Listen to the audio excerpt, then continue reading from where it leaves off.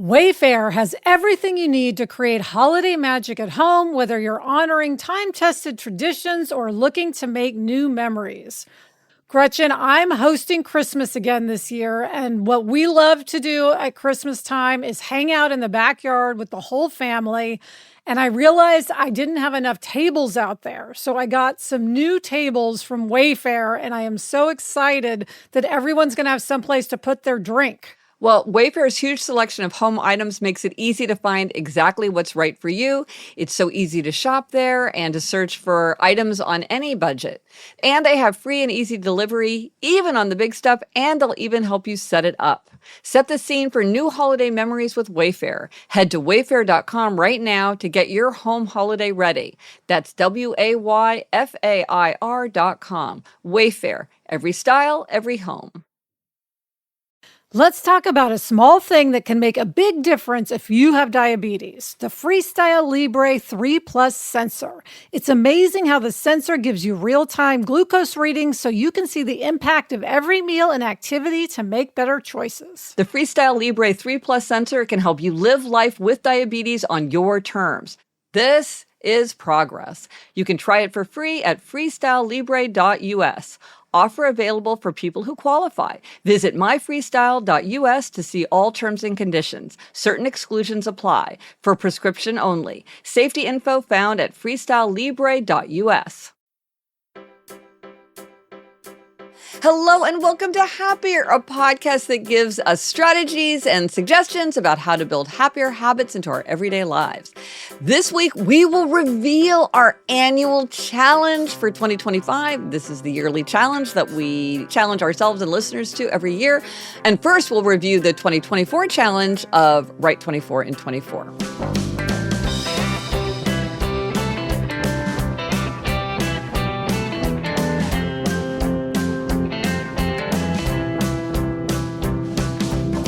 I'm Gretchen Rubin, a writer who studies happiness, good habits, human nature. I'm in New York City, and joining me today from LA is my sister Elizabeth Kraft.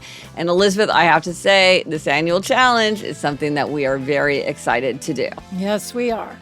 That's me, Elizabeth Kraft, a TV writer and producer living in LA. And Gretch, happy late birthday. Thank you. Your birthday just passed on the 14th. Yep. Happy birthday. Thank you. I had a very happy birthday. Before we launch in an update, sign up for the Habits for Happiness course if you want to get your companion journal by January 1st. I really love this journal, and as part of the new course, I developed it to help everybody stay on track with their most important habit for 2025. So if you're planning to take the course and you really want to start that first day with the tracker in hand, sign up for the Habits for Happiness course today to get the companion journal in time for January 1st. If you just really want to have it right at the beginning of the year. And you will get 30% off through the end of the year at happiercast.com/habits course. Excellent. Yeah, very excited to be doing this next year. And this week, Elizabeth, our Try This at Home suggestion is to join the annual challenge. So first, let's describe what the annual challenge is and how it's part of the Design Your Year trifecta of tools. Yeah. So Gretchen, explain the concept of Design Your Year. The idea of Design Your Year is that we're much more likely to hit a target if we are aiming at it. And so by having different ways, fresh, original, fun ways to think about what we want the new year to hold for us, we're more likely to achieve the aims for ourselves. So there's 3 major tools in Design Your Year. And all of this is on my site. If you want to learn more, you can just go to happiercast.com/Design Your Year. And you'll find everything you need. But the 3 tools are the one-word theme, which is super fun, which is you're really picking that overall transcendent theme to set the vibe for your year. One is the 25 for 25 list, where it's the things big or small, fun or arduous that you want to get done. And then there's the annual challenge. And this is where we have fun with the calendar year, like Walk 20 in 20, where we walk 20 minutes in 2020. We challenge ourselves and listeners to do something every single day of a year with the idea that that is the way that habits form, is when we do something consistently. Everybody loves a streak. It's very exciting to do a don't break the chain. And so the annual challenge is a way to get everybody like psyched up and really doing something that we all know would make us happier, but maybe we're having trouble working into our lives in a consistent way. Yeah. So the first year we did it was walk 20 and 20. Yeah. We did go outside 23 and 23 was very popular. Yeah.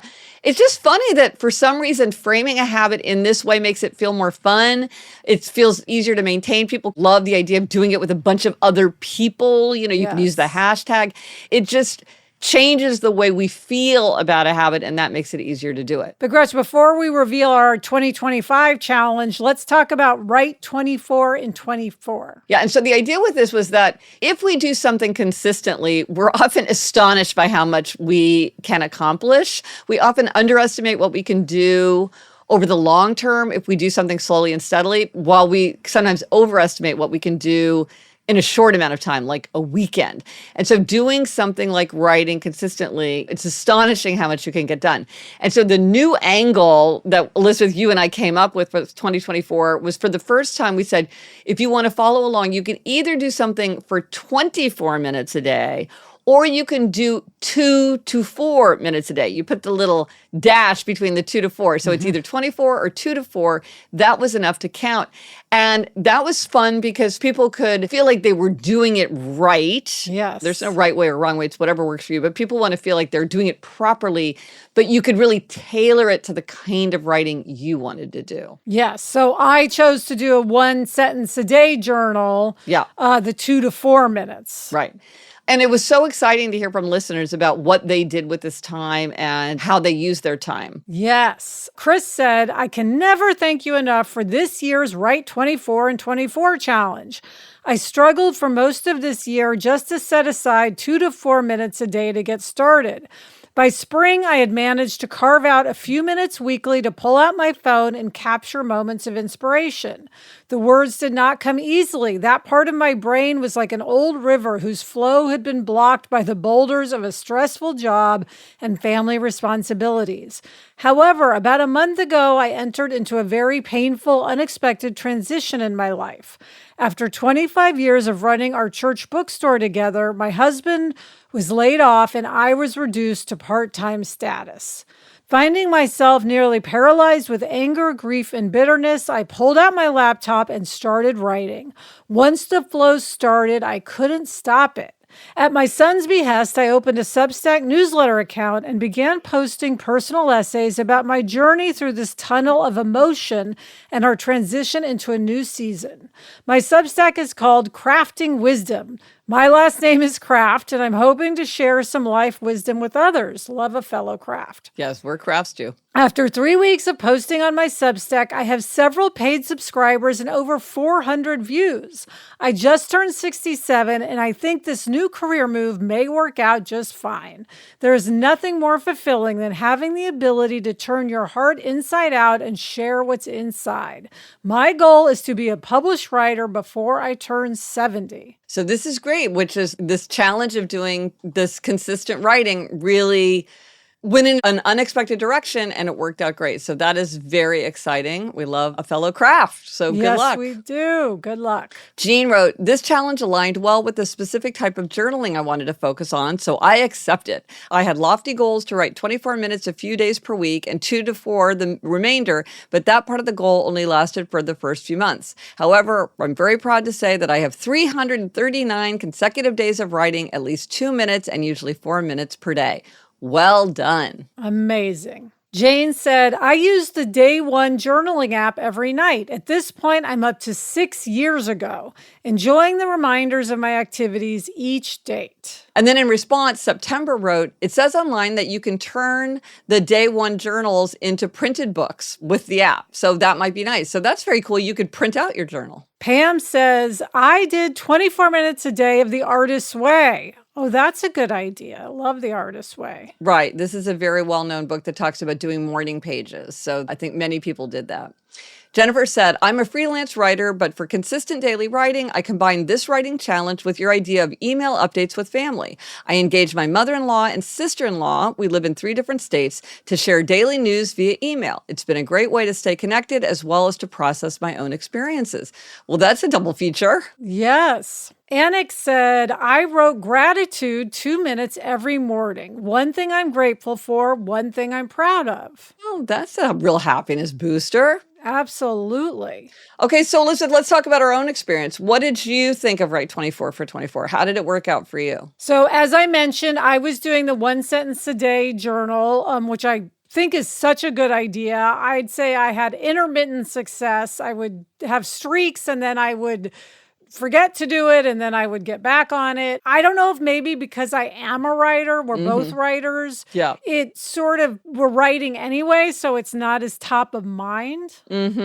Right. Strangely. Yeah. So you feel like as compared to something like Walk 20 or Go Outside 23, it wasn't as compelling? Yeah, I think for me, and I think it is because I write all the time, and Yeah. I include in writing not necessarily writing, but thinking or talking to Sarah. You know, it's Yes, such right. a larger Yes. process. So whereas Walk 20 and 20, I had to go, okay, walk now. Right. Yes. So I think for me, it just faded a little bit more into the background than some other years. I have to say that I had the same experience, and I wonder if this is kind of the Busman's holiday problem.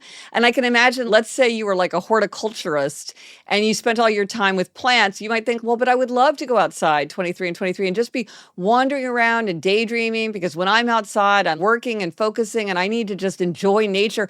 But then it's kind of like, it's just more nature. It's just more time outside. It doesn't feel like that juxtaposition or that contrast to the other part of your life. So maybe this is something that we should think about, or people should think about as they're considering the annual challenge, is like, is this bringing something fresh and new into your life, something that you feel is missing? Now, I did the 1 sentence journal and the 5 sentences journal, and I really liked that. But I too, and this is unusual for me as an upholder, sometimes would just forget to do it. Now, I should have realized I needed to actually slot it into my calendar. Like if I did that, I think I would have been much better. But I think I took my own ability to do it for granted. I wasn't humble enough to realize just because you're a full-time writer doesn't mean that you're going to do this particular exercise automatically. And looking back, I much faster should have been like, okay, you're not 100% doing this. And that's not the spirit of the challenge. The spirit of the challenge is you really are trying to be very, very consistent. So that is making me realize the importance of the calendar. And this is a little bit of a spoiler alert for how I'm thinking about the challenge and also my 25 for 25 list next year, about how I'm going to try to get myself to really be 100% consistent. But with the Met, I go all the time. And so it's just interesting. Why do some things stick more than others? Yes. But here's the thing. Some is better than none. And I think for both of us, even though we didn't have the 365-day streak, we still did it a lot and we still gained a lot from it. So don't let the perfect be the enemy of the good, even though the point of the annual challenge is really try to go for that streak. Yes. Both things are true. And I'm glad so many people got to writing when they wouldn't have otherwise. I mean, exactly. It's an amazing outcome. Yes, fantastic. Okay, Gretch, coming up, we're going to reveal our challenge for 2025. But first, this break.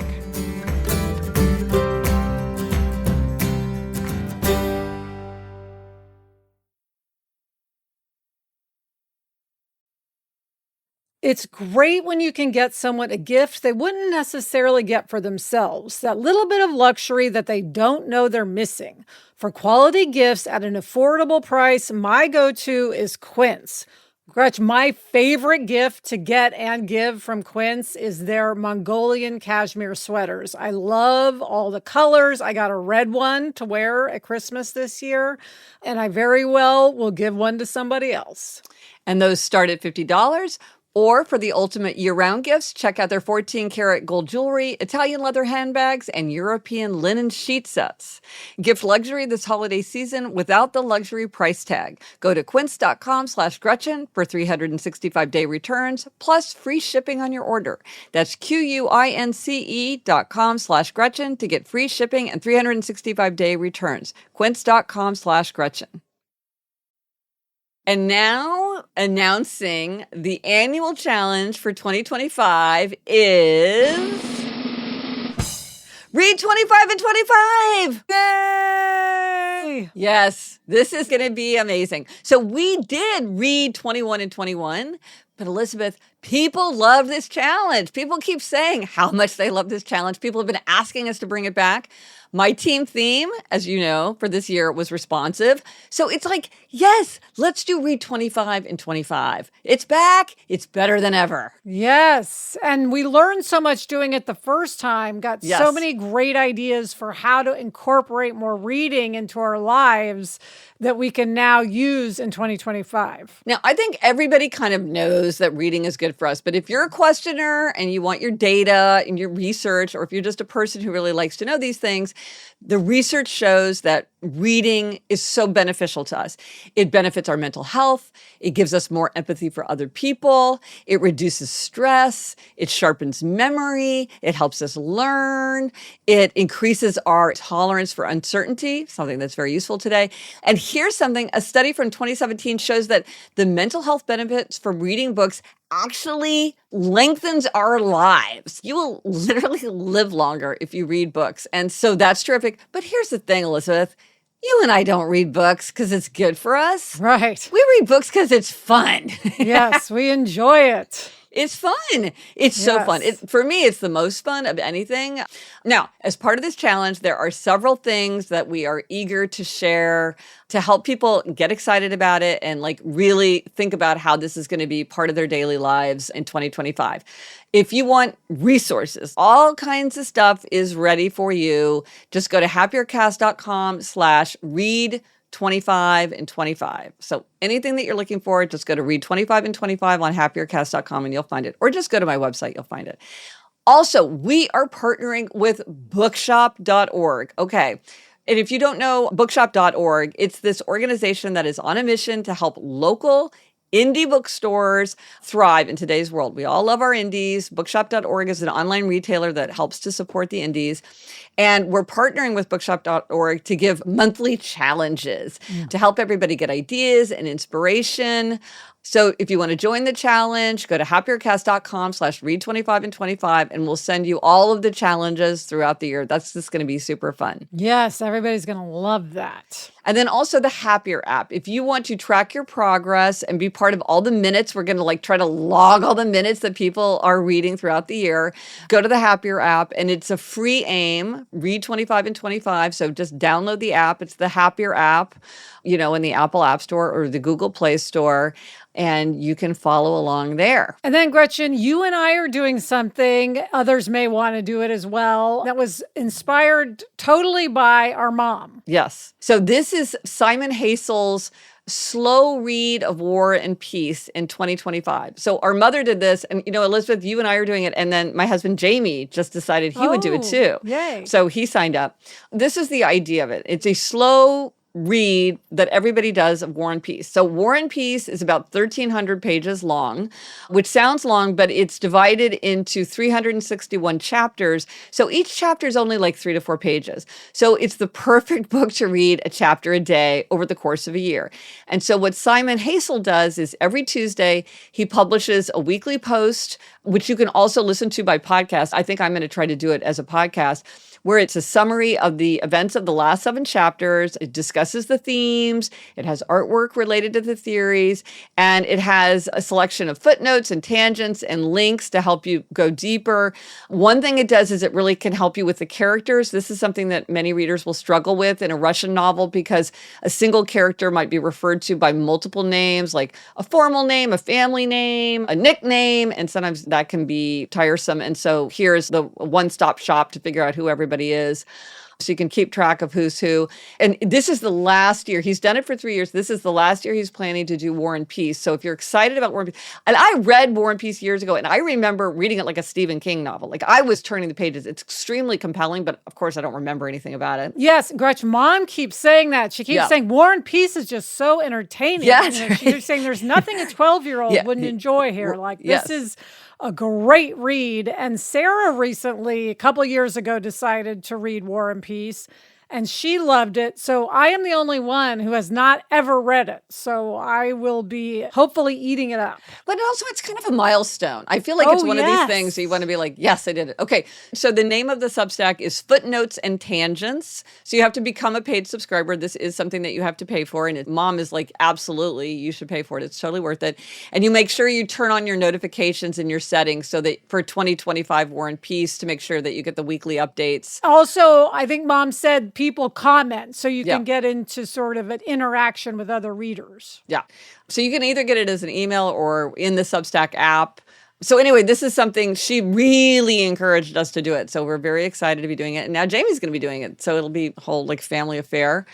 I'm also doing Summer of, because like I had my Summer of Proust, my Summer of Virginia Woolf, my Summer of Rereading, my Summer of Abraham Lincoln didn't work out, but it was a good try. I haven't decided what I'm going to do for my Summer of. I might do Summer of Reading about the Met. Ooh, that's a great idea. Well, the more you know, the more you notice. And I think if I knew more, I would just enjoy it more. But I also want the Met to be a place of recess for me.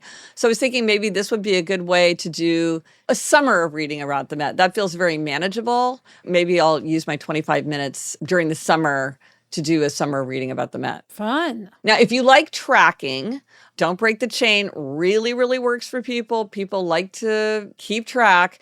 You can use the Happier app. There's a lot of tools to track your aim. You can do a lot of things. You could use the one sentence journal to record what you read each day. You could log the number of pages you read in the numbers tracker. You could send a text message to a friend as like an accountability thing.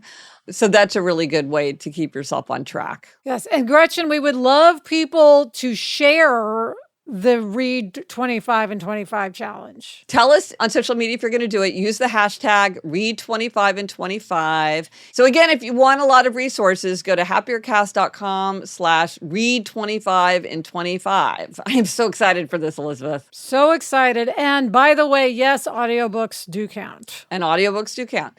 So let us know if you are planning to join us in the annual challenge to read 25 and 25 or how Write 24 and 24 worked for you. We love hearing about people's experience with the challenges.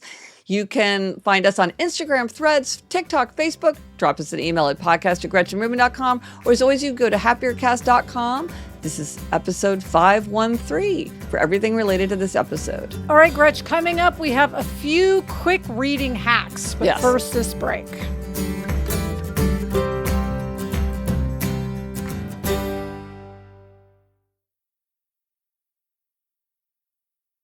This holiday season, I want to give a gift to my loved ones that makes them feel special and unique, just like the relationship we share.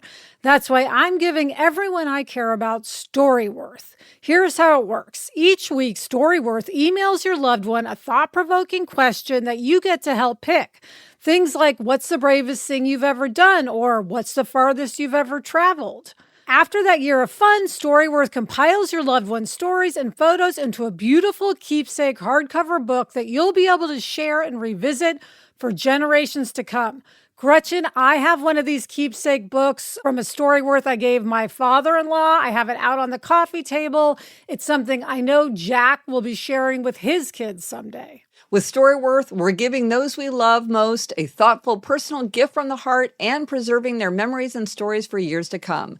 Go to storyworth.com/happier and save $10 on your first purchase. That's storyworth.com/happier to save $10 on your first purchase. The holidays are almost here. Between traveling, hosting family, and finding the perfect gift, it's such an exciting, busy, and yes, sometimes stressful time. Luckily, we've teamed up with Ring, and it's helped us stay connected to home for all the merry moments, even when we're on the go. With Ring, you've got your whole home covered. Their video doorbells alert me when gifts arrive, and I can even chat with delivery people to let them know where to leave the packages. The indoor cam, it's a game changer. So easy to set up. I use it to check in on my pets while I'm away, and with two-way talk, I can even talk to them. And when I want privacy, I just flip the manual cover to turn off the camera and mic. Wherever the holidays take you, Ring makes sure you're always home for the holidays. So head to ring.com to find the latest deals on Ring video doorbells, cams, and alarm kits. Ring makes the perfect gift for everyone on your list. This show is sponsored by BetterHelp. Gretchen, the holidays are upon us, and we love the holidays because it's just so nice to be happy and cozy at home during December. But the holidays can also bring stress and a lot of other emotions. Therapy is a great way to bring yourself some comfort that never goes away, even when the season changes. If you're thinking of starting therapy, give BetterHelp a try. It's entirely online, designed to be convenient, flexible, and suited to your schedule. Just fill out a brief questionnaire to get matched with a licensed therapist and switch therapists at any time for no additional charge. Find comfort this December with BetterHelp. Visit betterhelp.com/Gretchen Rubin today to get 10% off your first month. That's BetterHelp, HELP.com/Gretchen Rubin. Okay, here, Elizabeth, this is like some hacks that we've learned that really help us keep reading that we want to share with everybody as we get ready for Read 25 and 25. Yes. So one, and we both have had trouble with this in the past, but Yes. we embrace it more and more. Quit reading a book you don't enjoy. Yes, this was really hard for me. I had this feeling once I started a book, I really kind of owed it to the book to finish it. But what I realized is that then I would do much less reading because I didn't feel like reading because I was reading something that was boring. And when I started putting down books that I didn't enjoy, I could get so much more reading done because I was always reading something that I wanted to read. And a listener had a very clever way of getting around the psychological feeling of not getting credit for a book, you know, if you didn't finish it. So she added a category to her list of completed books called Didn't Finish. So that way she writes down a book like didn't finish. So she gets that sense of completion, like it's Very been clever. registered. So then she can move on. I thought that was very psychologically astute. Yes, I love that. Next, as I mentioned a minute ago, audiobooks do count. Yeah, many people ask this. Yes. We'll hear it, I'm sure, many, many times. Yes. Always have a stack. For some people, they're like practically crushed by their stack of books to be read. But for some people, this is an issue. And I do feel like if you see that you have a lot of books that you're eager to read, it makes you want to keep reading more and like reading more consistently through the day because you're excited to get to the next books in your stack. Whether that's a list in an app or things stacked up in your library app or whatever, but just have books that you're ready to read next. And make it fun. Read Yeah. books that you want to read. Yeah. Sometimes people really want to make it spinach and they're like, well, if I'm going to read, I'm going to read a nonfiction book about some important thing, which is like, that's excellent to do.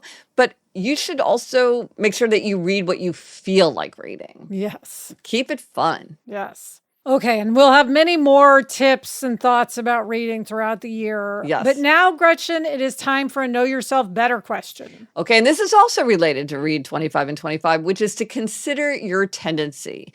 If you don't know if you're an upholder, questioner, obliger, or rebel, go to GretchenRubin.com/quiz. And then once you know your tendency, you want to think about how to incorporate that knowledge about yourself into the year so that you make sure that as you're doing Read 25 and 25, you're able to stick to it. So for instance, if you're an obliger, reading 25 and 25, now maybe you feel really committed to us doing it all together. And so that's a form of accountability, which is great. And we would love for it to be that form of accountability. But you might need a little bit more outer accountability. You might join a book group where you're really expected to read the book. You might tell your children, when you're doing your reading for school, I'm going to be doing my reading. And if I'm not doing my reading, you don't have to do your homework. And then they'll be accountability partners for you. But hopefully just joining the challenge itself will be a valuable form of accountability. And Gretch, what about rebels? Well, a rebel might think about their identity. I'm a reader, or I'm a person who loves to immerse myself in new ideas and really go into that identity. Or you might say to yourself, oh, big tech is trying to keep me glued to a screen, but they can't control me. I'm back to like a paper book like ye olde times.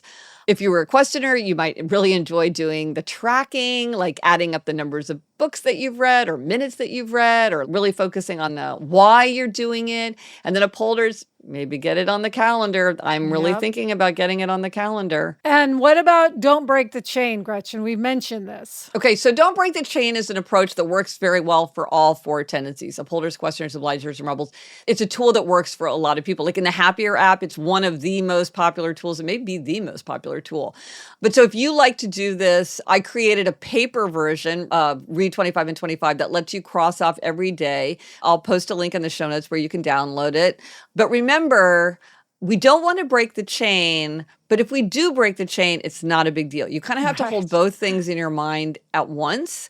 It's better to do it as much as possible, but if you mess up and miss, that's okay too. What we do most days matters more than what we do once in a while. So you really you don't want to make yourself get too anxious about the chain, and yet you want to keep the chain. Both are true. Yes. What helps me about the chain is that it just reminds me to do it. Yes. That's the biggest thing. More than feeling bad if I don't do it, it's a way of keeping it in my mind. But so, Elizabeth, this is the astonishing thing, is how easy it is literally just to forget to do something that is really important to you and that you enjoy. People are like, oh, I forgot about that for years. It's like, we need constant reminders. I completely agree. But listen, think about all the reading you could do if you read 25 and 25. You'll think back on all the reading you did. It's over the course of the year. It's astonishing how much you can do. It's such a wonderful happiness boosting habit. I'm so excited to hear what people do, how they approach it, what books they read. More reading for all. Yes. Nothing not great about reading. There's nothing not great about reading. And now, Elizabeth, here's something a little not great. Demerits and gold stars. Yes. And you are up this week with a demerit. Okay. So we have a printer.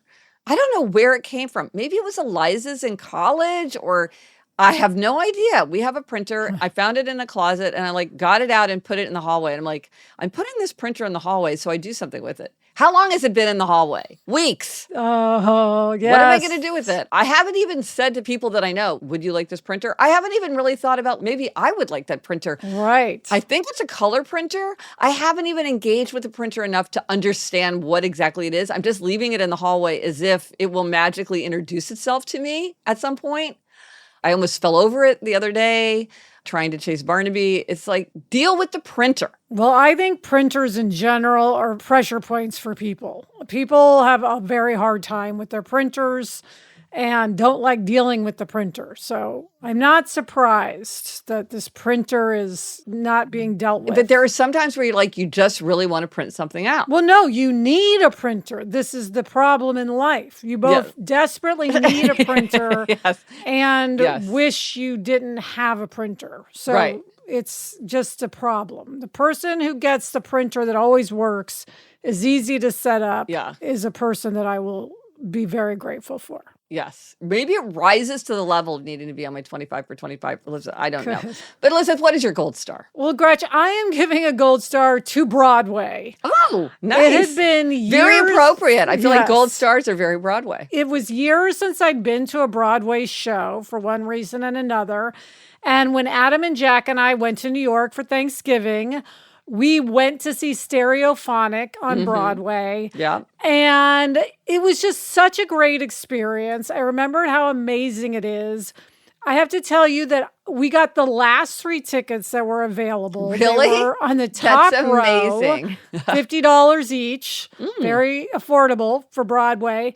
And we still had an amazing view, could hear everything, could see everything, did not feel that our experience was in any way compromised by having the last 3 tickets.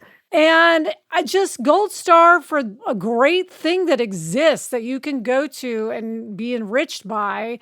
And it doesn't have to be so expensive. I think tickets to everything these days are so expensive. Sometimes you don't even want to think about going. Right. But there are still ways to do it. And had Jack ever been to a Broadway show before? No, neither Jack nor Adam had ever been to a Broadway show. Well, it's just so fun to walk around that neighborhood before a show starts because there is just a feeling in the air that everybody's just excited to go to it. Yes, it was electric. And we did dress up a bit, that's a big controversy, what people wear, don't Yeah. wear to Broadway these days. But Yeah. we dressed up. And did you sing along with Stereophonic? There is music in Stereophonic. We did not sing along. Absolutely not. Well, gold star to Broadway. The resource for this week is What's Your Neglected Sense quiz. Okay, so the holidays are such a great opportunity to think about our five senses and to tap into the pleasures of our five senses. And if you take my What's Your Neglected Sense, it might give you ideas and insights about new ways to experience the holidays, just have more comfort, more pleasure in the holiday itself. Or maybe if you need a respite from the holiday, it can be a respite from the holiday.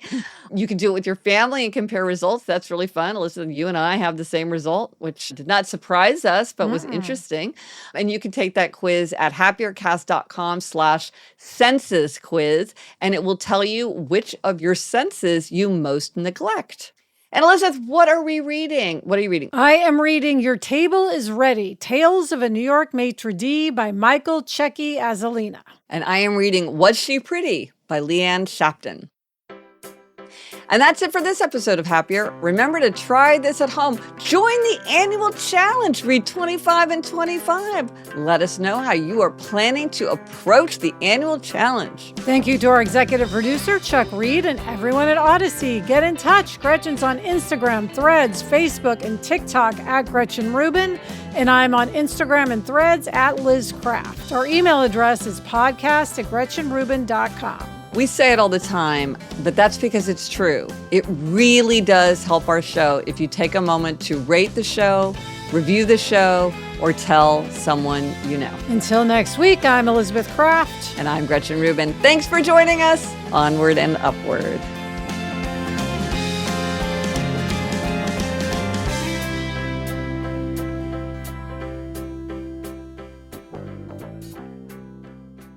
Gretchen, I got my copy of War and Peace, so I'm ready to go. I know, it's a big book. It is. It's intimidating for sure. Yeah, it's not one that you're just going to like sling over your shoulder and take on the subway, I think. But it's good. It's going to really help me stay on my Read 25 and 25. No, I'm excited about it. And it's going to be so fun to do it in this way.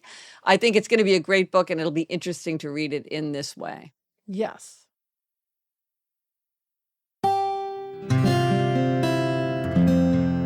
From the Onward Project.